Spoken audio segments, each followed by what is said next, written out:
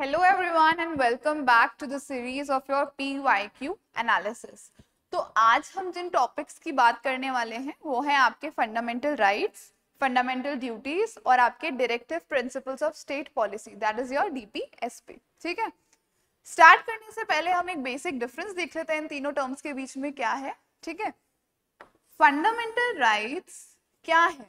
These are the basic rights, ठीक है, जो आपको प्रोवाइड करता है हमारा कॉन्स्टिट्यूशन. ठीक है, आप लोगों को सेफ गार्ड करने के लिए. Safe guard you from what? From the tyranny of the state. tyranny of what?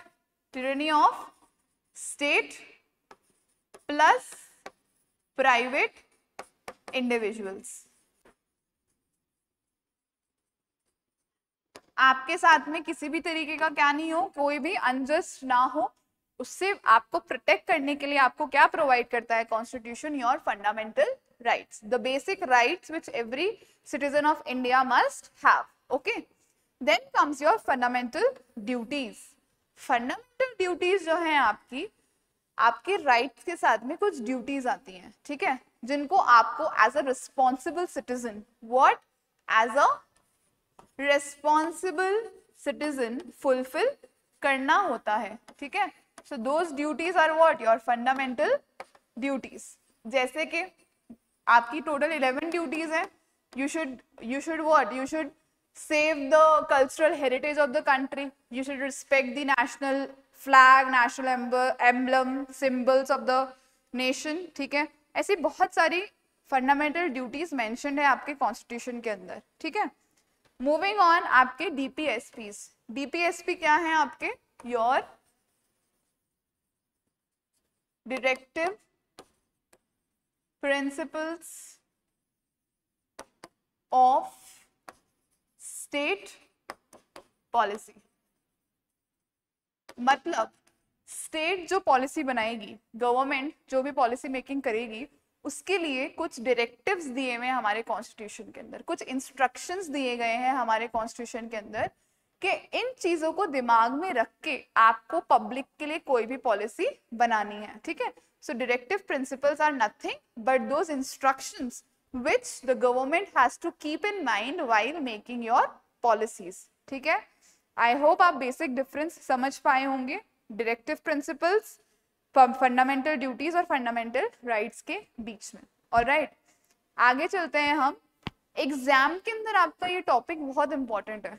RAS का आप प्री देख लो या फिर आप RAS का मेंस देख लो, हर साल at least 1 to 2 questions in your mains are asked from this topic and 3 to 4 questions in your prelims are asked from this topic.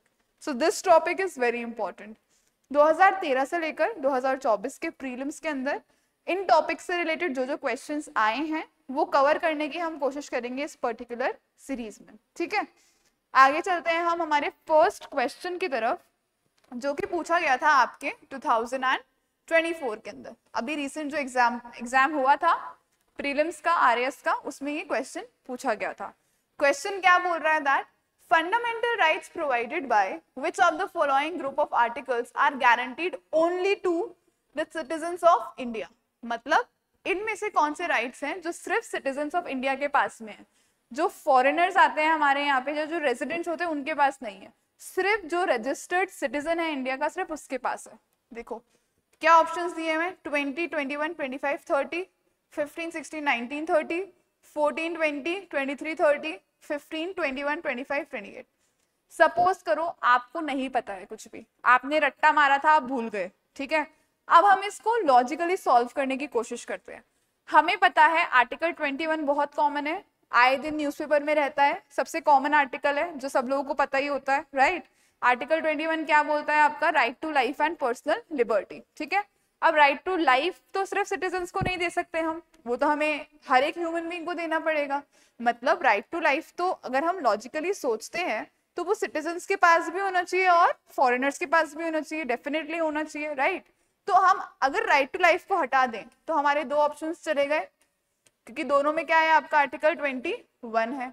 ठीक है, उसके बाद में हम देखते हैं आर्टिकल 14. आर्टिकल 14 भी पता होता है सबको, क्या है आर्टिकल 14? राइट टू इक्वालिटी से रिलेटेड है. इक्वालिटी बिफोर लॉ और इक्वल प्रोटेक्शन ऑफ लॉज। अब लॉ के सामने तो सभी इक्वल होंगे, हर एक इंसान इक्वल होगा, चाहे से वो सिटीजन हो या फॉरेनर हो, राइट। सो अगेन हम अगर लॉजिकली सोचेंगे तो इस पर्टिकुलर ऑप्शन को हम डिडक्ट कर सकते हैं। हमारा ऑप्शन बचा कौन सा, सिर्फ ऑप्शन नंबर 2, ठीक है। सो ऑप्शन नंबर 2 में कौन कौन से आपके आर्टिकल्स हैं, 15, 16, 19 और 30। 15 किसकी बात करता है आपके, 15 talks about what, there should be no discrimination, right, there should be no discrimination। कौन बात करता है, 15 बात करता है, so that must be for the citizens only, right, because we can discriminate in various things from the foreigners, right। आगे चलते हैं हम, आर्टिकल 16 देखते हैं। आर्टिकल 16 किसकी बात करता है, article 16 talks about your equality of opportunity. किसमें equality of opportunity, in public employment, yes और नो, यस और नो। आर्टिकल 16 किसकी बात करता है, article 16 guarantees what, equality of opportunity in your public employment, ठीक है। फिर उसके बाद में आर्टिकल 19 देख लेते हैं। आर्टिकल 19 किसकी बात करता है, your freedom of speech and expression, your freedom of movement, freedom to assemble, freedom to form unions, right. तो इन सब की बात कौन कर रहा है आपका, आर्टिकल 19। क्या ये राइट्स हम फॉरेनर्स को दे सकते हैं इंडिया के अंदर, बिल्कुल नहीं दे सकते। So again article 19 is exclusive only to the citizens of India, right. Moving on to article 30। Article 30 क्या कहता है, article 30 talks about the establishment and administration of what, establishment and administration of educational institutions. किसके educational institutions, आपकी linguistic और religious minorities के। जो भी हमारे देश में लिंग्विस्टिक माइनॉरिटीज हैं और जो भी हमारे देश की रिलीजियस माइनॉरिटीज हैं, उनको ये राइट देता है that they can establish and administer their own educational institutions, so that उनकी जो लैंग्वेज है और उनका जो कल्चर है वो प्रिजर्व रहे, ठीक है। इतनी बात समझ में आई। इसके अलावा एक और राइट है, कौन सा आपका, आर्टिकल 29, जो कि सिर्फ एक्सक्लूसिवली सिटीजंस ऑफ इंडिया के लिए है, ठीक है। और आर्टिकल 29 जो है वो सेफगार्ड करता है कल्चरल और लिंग्विस्टिक राइट्स किसके, माइनॉरिटीज के, ठीक है। समझ में आई आप सब लोगों को ये बात। तो आपके जो आर्टिकल्स जो सिर्फ सिटीजंस ऑफ इंडिया के लिए हैं वो है आर्टिकल 15, 16, 19 और 30 इस क्वेश्चन के हिसाब से। Excuse me. And your article 29 other than these articles. Okay? Understood everyone? So now we'll move on to the next question. देखो next question again आपके 2024 का है। क्या बोल रहा है?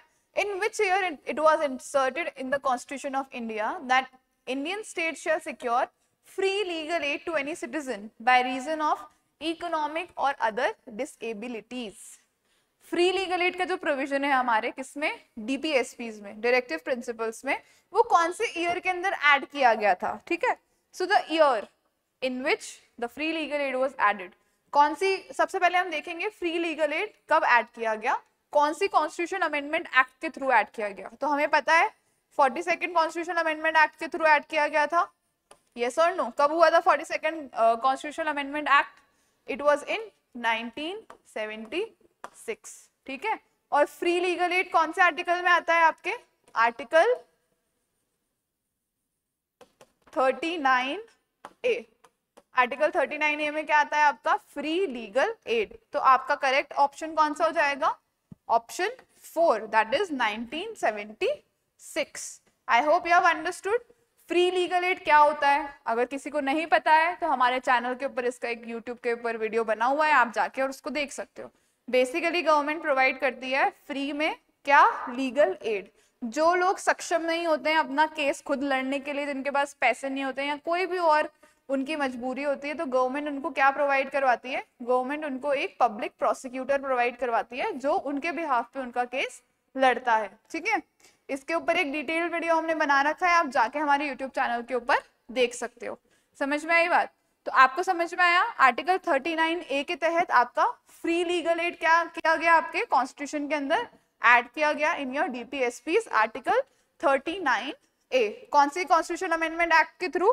Your 42nd constitution amendment act of 1976। Alright, moving forward to the next question. Next question जो है आपका 2023 का है। एक साइड के ऊपर आपको डीपीएसपीज दिए हुए हैं, दूसरी साइड के ऊपर उसका रिलेटेड आर्टिकल दिया हुआ है, ठीक है। अभी हमने एक डीपीएसपी का क्वेश्चन ऑलरेडी देखा था, राइट।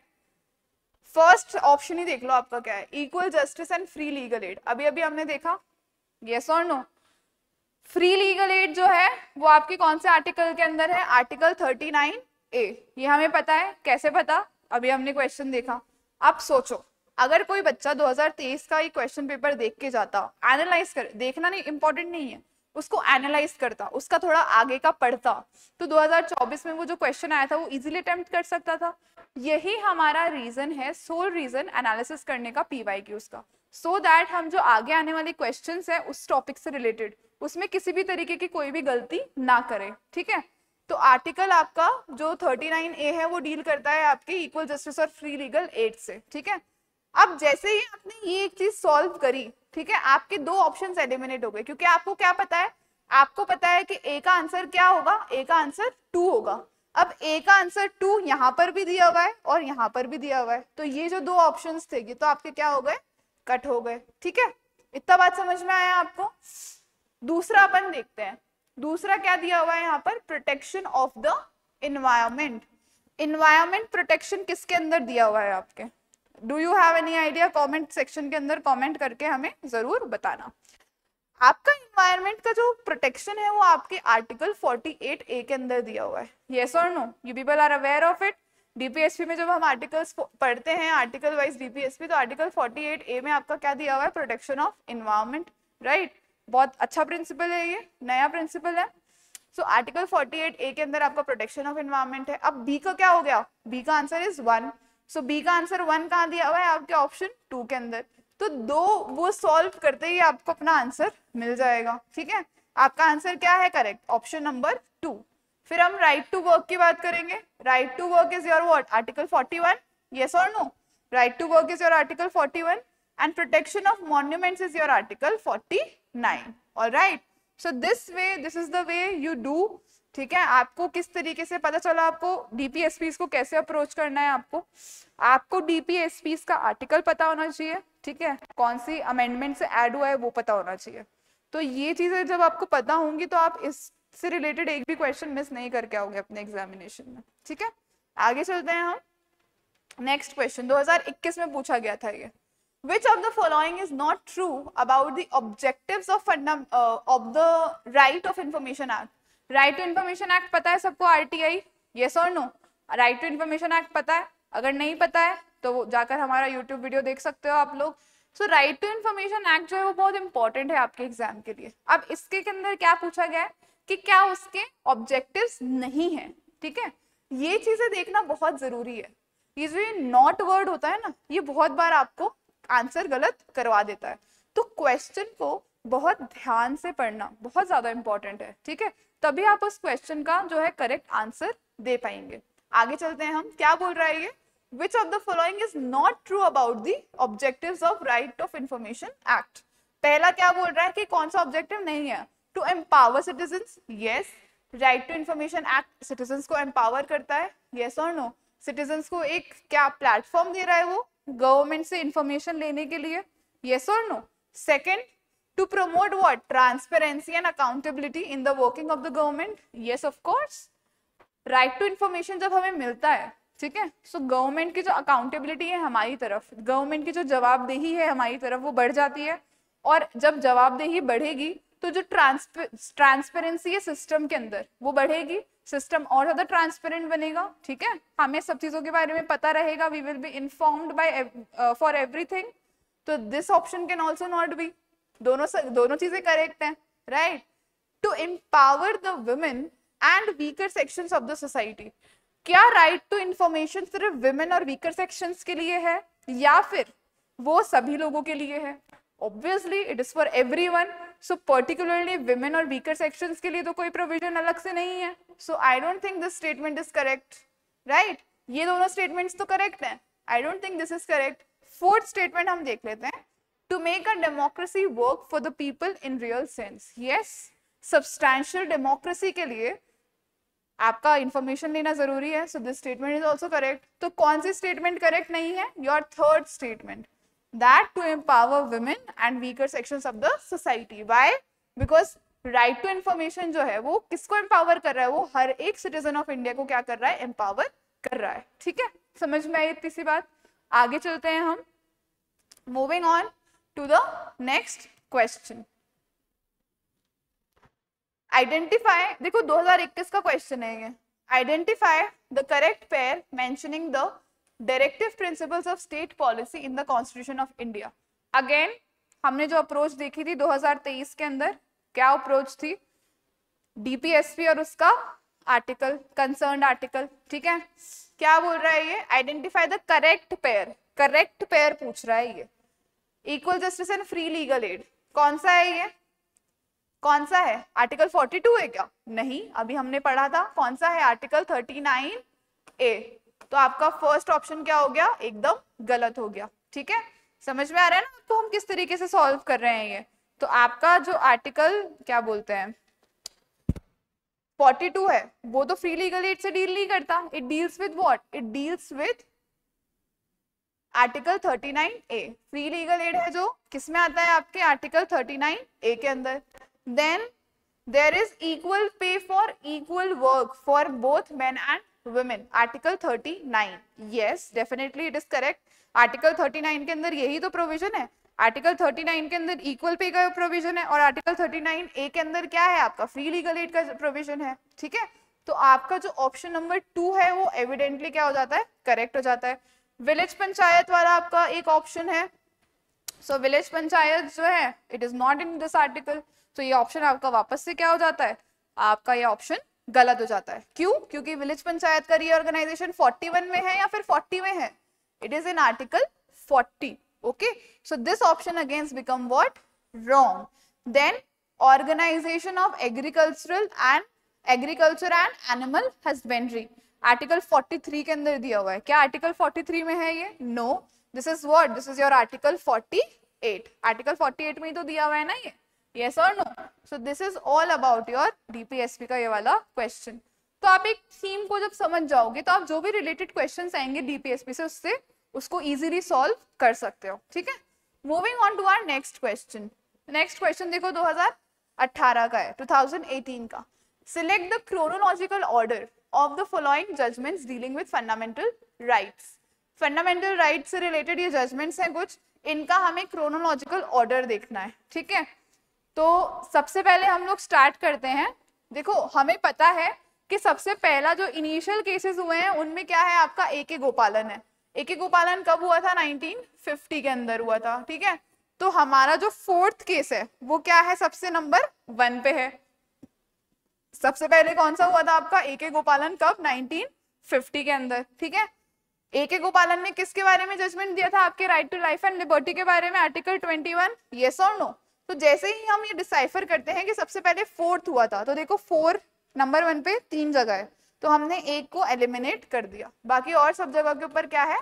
4 है आपके नंबर 1 के ऊपर। ठीक है, इतना समझ में आया आपको? आर्टिकल 21 को इंटरप्रेट किया था आपके ए.के. गोपालन केस ने, और वो कब हुआ था? वो हुआ था 1950 के अंदर। ठीक है, उसके बाद में देखो गोलकनाथ का केस हुआ था। कब हुआ था? ये हमें सबको पता है, 1967 के अंदर। ठीक है, 1967 में क्या हुआ था आपका? गोलकनाथ केस हुआ था।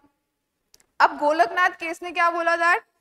पार्लियामेंट जो है फंडामेंटल राइट्स को कर्टेल करते हुए, क्या पार्लियामेंट जो है फंडामेंटल राइट्स को कर्टेल करते हुए वो कोई भी कॉन्स्टिट्यूशनल अमेंडमेंट नहीं कर सकता है। यस और नो? गोलकनाथ ने यही बोला था। 1967 में ये केस हुआ था। उसके बाद में केशवानंद भारती केस देख लो। केशवानंद भारती केस में कब हुआ था? सबसे पहले तो ये बताओ। 1973 के अंदर।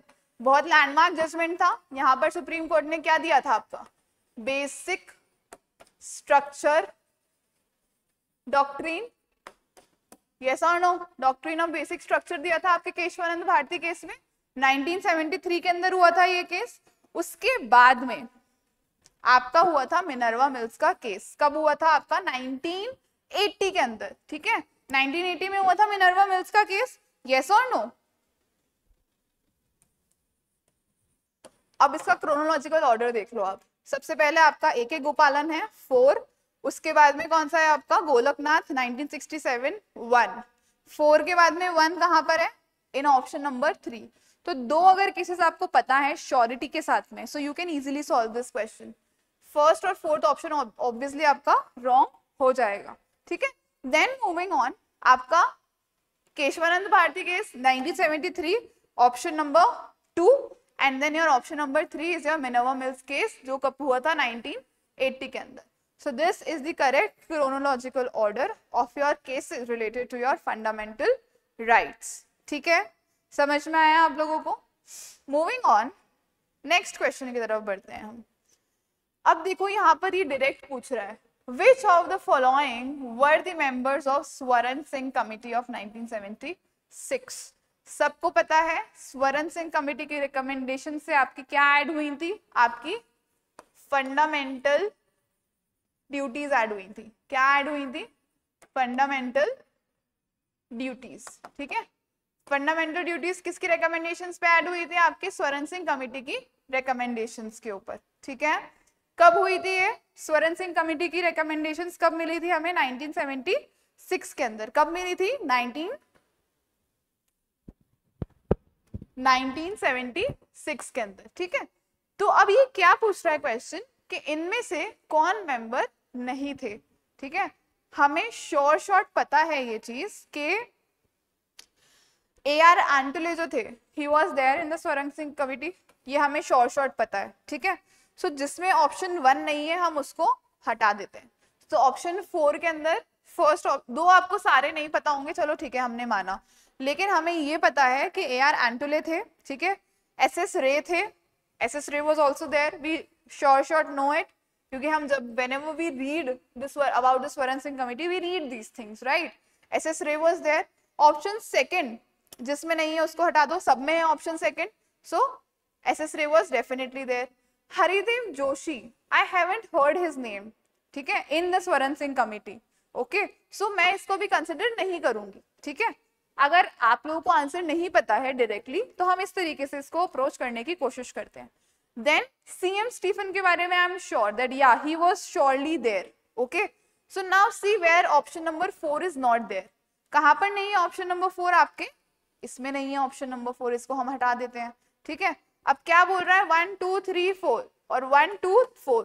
अब क्योंकि हमने स्वरण सिंह कमेटी के बारे में पढ़ा है तो हमें श्योरिटी है कि हरिदेव जोशी जो है उसका नाम कहीं पर भी नहीं है। This name is nowhere there in your Swaran Singh committee, ठीक है। So what our correct answer would be? Our correct answer will be 1, 2 and 4.